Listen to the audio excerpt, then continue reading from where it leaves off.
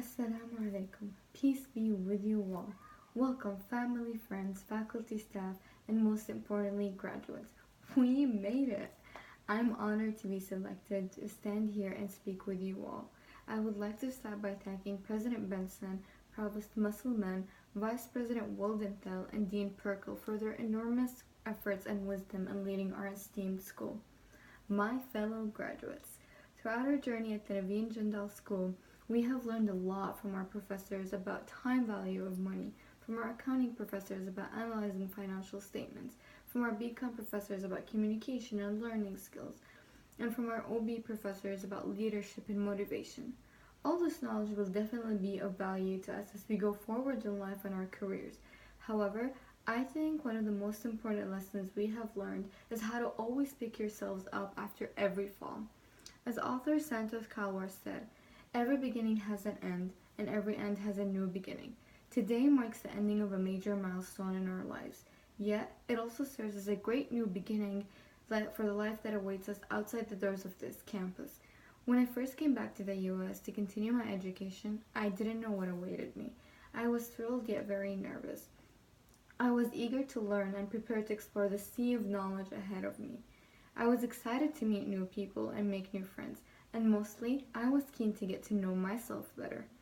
Before I came to the US, there was always someone to guide me, to steer me in the right direction, and tell me the right things to do. When I started my journey here, I had to learn from my mistakes and guide my own self to the path I wanted to travel in. I had to leave my comfort zone and make decisions that will influence the future me. But here I stand today, proud of my decisions and accomplishments, and proud to say I made the right decisions, at least I think for now. I told you the most important thing we have learned is to always pick ourselves up. That means to always believe in yourself and to always hold your head up high no matter the troubles and falls. We are gathered here today to celebrate our success, though not an easy one, a rewarding one. But I bet in the middle of all of this, a lot of us had the thought of letting it all go, just packing our books and stuff and just going home. I know this thought has crossed my mind quite a few times. Some may have done that, but that was the easier way out. We stuck through it and went through the highs and the lows. So for the ones that felt lonely on their journey, for the ones who lost a loved one, for the ones that came back to get their education, for the ones who were battling an illness, and for the ones who were on the verge of losing it all, I encourage you and myself. I encourage you to not relent, to never give up, to stick through what you firmly believe in, to show the same spirit you have shown, to endure the sacrifices and to go through all these sleepless, endless nights. Because I promise you, my friends, I promise at the end of whatever journey that may be, it will all be worth it. Today, I just want to briefly share 8 things to do when you feel like quitting. These 8 tips have helped me stick through and continue my journey.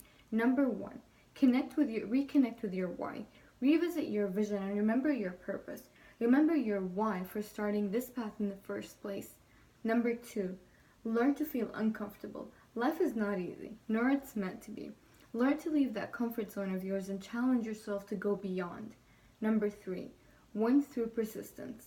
Winston Churchill said, if you have an important point to make, don't try to be subtle or clever. Use a pile driver. Hit the point once, then come back and hit it again. Then hit it a 3rd time, a tremendous whack. Number 4, acknowledge challenges.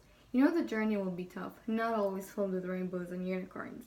Get familiar with the challenge, embrace it, and power on. Number 5, be proud. Every accomplishment you make should leave you feeling proud, no matter how little it may be. Number 6, focus on the present moment. Don't dwell too much on the past and what you could have done. Number 7, embrace imperfection. Learn to embrace the imperfect action because only through this imperfection and failure will you gather real feedback and learn to succeed. And finally, number 8, believe in yourself. Have faith in your abilities. With this trust and faith, you will be able to reach that goal you have put for yourself. To wrap up, I would like to leave you with a quote by the inspirational Stephen Hawking that perfectly sums up my point. Hawking said, "Remember to look up at the stars and not down at your feet. Be curious, and however difficult life may seem, there's always something you can do and succeed at. That it matters that you don't just give up." So before I end my speech, I would like to take a moment to thank the people that have brought us here. I would like to thank my parents for always believing in me and for always being the courage I needed when I couldn't find it. I would like to thank my best friends Farah, Malak, and Yasmin for stopping by my apartment every Monday and Wednesday to ensure we actually get to classes. For my professors for believing in me and pushing me to pursue my dream. I would like to thank all the seniors in this room today that have made our UTD journey a lot more exciting and fun. For the endless fun nights at the Plinth doing Depke or just watching a show. And finally, on behalf of myself and my fellow graduates, I would like to thank all the parents, friends, faculty, staff, and the UTD board for going above and beyond to make sure our experience was an amazing and unforgettable one.